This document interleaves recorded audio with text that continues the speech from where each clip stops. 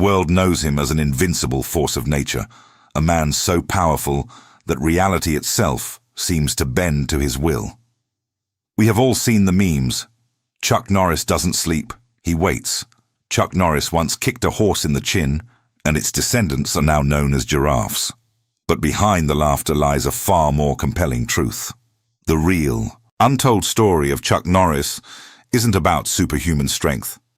It is a story of a profound internal struggle and a brand of discipline so fierce that it transformed a shy, insecure boy into a global icon. To understand the legend, we must first look at the man. Long before the black belts and the Hollywood fame, there was only Carlos Ray Norris. Born in the dry, dusty landscapes of Ryan, Oklahoma, Carlos was not the kind of child anyone would have pegged for greatness. He wasn't the star athlete or the charismatic leader. Instead, he was a painfully shy, non-athletic boy who preferred to fade into the background. His childhood was shadowed by the unpredictable nature of his father, Ray Norris. Ray struggled deeply with alcoholism, a battle that left the household in a constant state of tension and financial instability. For young Carlos, home was a place where he learned to walk on eggshells. This environment bred a deep sense of inadequacy. He felt fundamentally less than the other boys. The turning point came when Carlos joined the Air Force. It was a desperate attempt to find direction and escape the cycle of insecurity that had defined his youth. Stationed in South Korea as an air police officer, he found himself in a world foreign to Oklahoma. It was here, amidst the rigorous structure of military life, that he stumbled upon the catalyst for his transformation. He discovered the art of Tang Soo Do. It wasn't love at first sight. For Carlos, martial arts was a survival mechanism for his soul.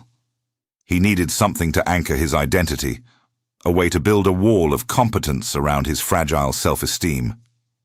He walked into the dojo as a student desperate for a change.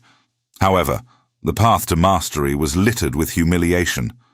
Carlos quickly realized that he possessed no natural talent for fighting. He was slow, his coordination was lacking, and his first experiences in training were defined by defeat. He watched as others grasped techniques with ease, while he struggled to perform basic kicks. Many would have quit, but this was the moment the Norris Code began to take shape. He realized that talent was a myth used by the lazy to justify their lack of progress. He made a silent decision. He would outwork every single person in that dojo. If it took 1,000 repetitions for someone else to learn a strike, he would do 5,000. He learned that discipline beats motivation every single time. Motivation is a feeling that fades when you are tired. Discipline is the cold commitment to showing up regardless and sheer repetitive agony. As his skills sharpened and his confidence finally began to bloom, Carlos Ray Norris was no longer just the shy boy from Oklahoma. He was becoming a man whose presence was defined by the quiet intensity of his focus. He had found his purpose in the martial arts world. Yet, just as he began to truly master his craft and envision a life defined by these principles, the universe prepared a test of a different kind. A major life setback, one that threatened to shatter his newfound foundation and pull him back into the shadows of his past, loomed on the horizon. It was a moment that would determine if his discipline was merely a temporary shield or the very core of his being. Before we continue, subscribe to the channel and tell us in the comments where you are watching from. When Carlos returned to the United States, after his service in South Korea, he carried with him more than just a black belt. He carried a vision. He wanted to share the transformative power of Tang Soo Do with a country that was only beginning to notice martial arts. However, the transition from the structured military life to the chaotic reality of civilian entrepreneurship was brutal. He opened his first martial arts schools, but the students didn't flock to him as he had hoped.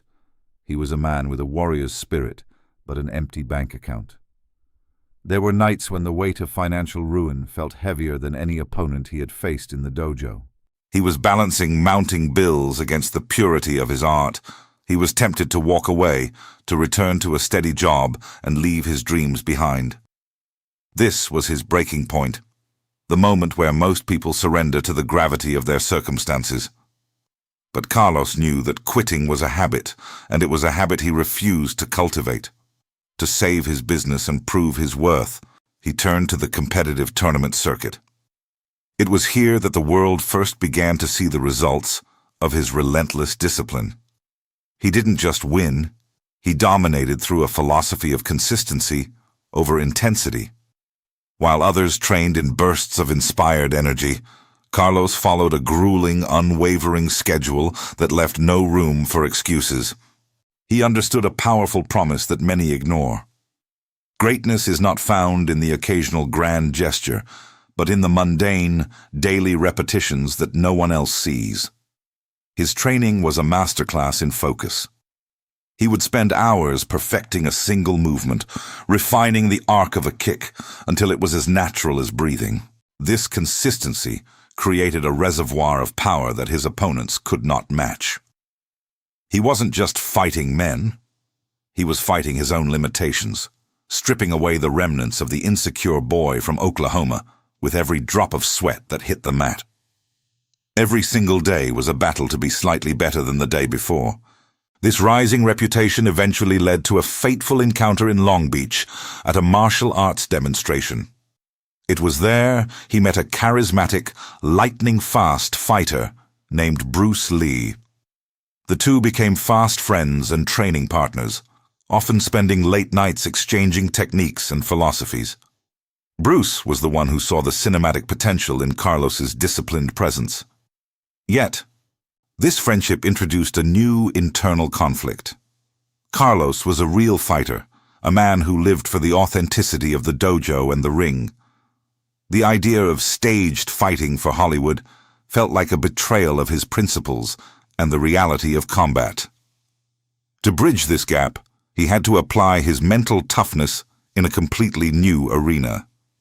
He began using visualization, a technique he had mastered in competition, to navigate the world of acting. He would sit in silence, picturing himself not just performing the lines, but embodying the character with the same unwavering resolve he used in a title fight. He faced rejection after rejection from studios that didn't know what to do with a stoic martial artist, but he remained unshakable. The transformation was nearly complete. The shy boy who once hid in the shadows of his father's struggle had been replaced by a man whose very silence commanded respect. He had learned that true authority doesn't come from shouting. It comes from the quiet confidence of self-mastery. He had built a successful career, grounded by the discipline that saved him. Then, the ultimate test arrived. Bruce Lee offered him a role in Way of the Dragon. It was an opportunity that could lead to global fame, yet it carried the risk of turning his lifelong art into a choreographed and meaningless joke. He stood at the precipice of a decision that would either cement his legacy or dismantle everything he had worked so hard to build. Carlos accepted the role in Way of the Dragon with a firm condition. He refused to be portrayed as a weakling on the silver screen. He understood that while the fight was choreographed, the discipline behind it had to be real and palpable. On that set in the Roman Colosseum, the world witnessed the collision of two martial arts titans. Carlos brought a stoic, immovable energy to the screen that perfectly balanced the fluid speed of his friend Bruce Lee. This performance didn't just launch him into stardom, it validated his belief that the focus he had cultivated in the dojo was a universal language. As the cameras rolled, he wasn't just hitting marks, he was demonstrating the poise of a man who had mastered his own mind. This breakthrough led to the most iconic chapter of his life, Walker, Texas Ranger. While the world saw an invincible hero, the reality was a grueling marathon of endurance. For 8 seasons, Carlos maintained a schedule that would have shattered a younger man. He was often the first to arrive on set at dawn and the last to leave. He treated the production as a martial arts discipline in itself. infusing the character with the rugged spirit of his own unwavering moral compass. He insisted on stories that emphasized personal responsibility and the triumph of the human spirit. He became a symbol of justice because he lived those values when the cameras weren't rolling. His success was the result of a man who refused to give anything less than his absolute best to every frame. At the heart of this run was a philosophy he called the truth of the black belt. He often explained that you do not rise to the level of your goals, as many often do. You fall to the level of your habits. A goal is a distant dream, but a habit is the reality of your Tuesday morning. To Carlos, being a black belt wasn't about the color of the fabric.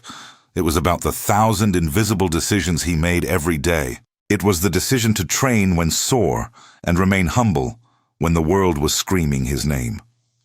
He understood that consistency is the only true superpower.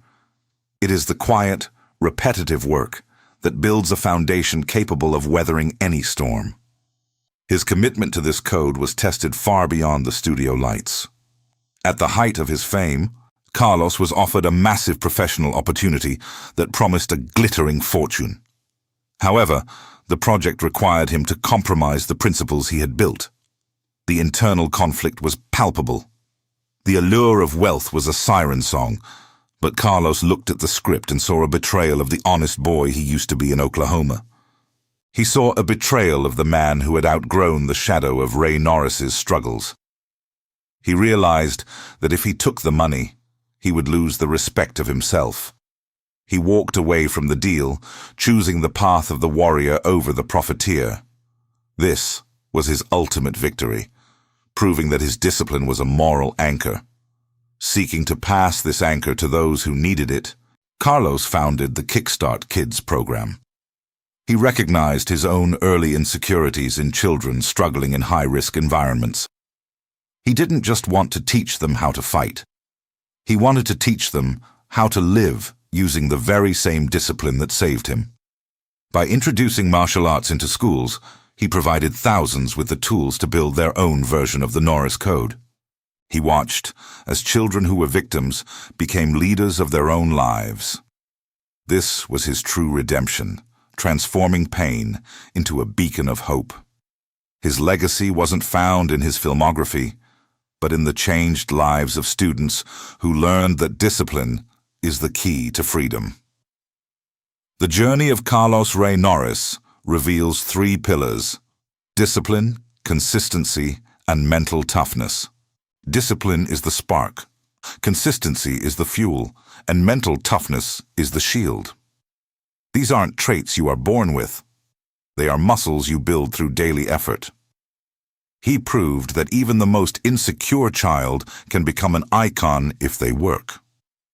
Now, as you reflect on your own path, ask yourself, which of these pillars do you need today? The path is clear. Your journey doesn't require a miracle. It requires the willingness to do what must be done, regardless of how you feel. That is what creates legends. And your journey? It starts now.